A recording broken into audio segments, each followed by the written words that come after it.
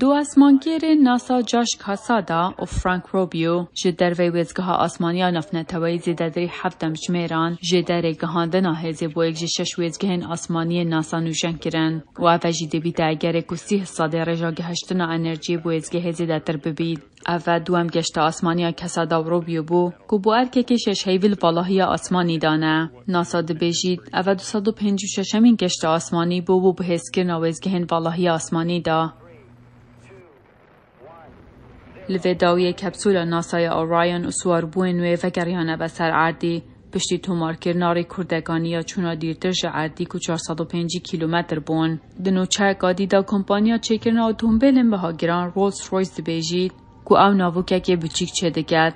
آب خودش دگینیه که دشت هزه و گرمه بده تا بنگه ناسای امپلان کری که پاشا روژه دا بچنا مریخه.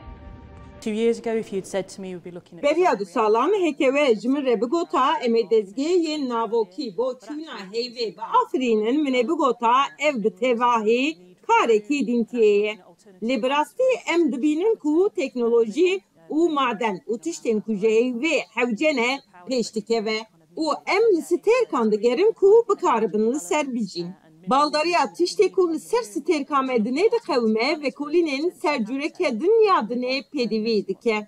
Jiberveye ki ev brasti hızreke avartiye le gellek hızreke balkeşe.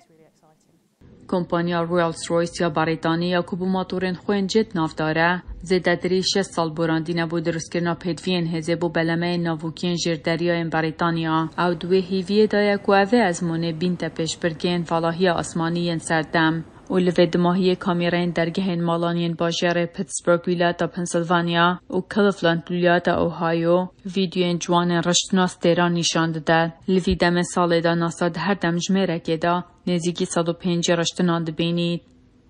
جبو راپورت آرش عرباسادی هاتین مای دنگ امریکا.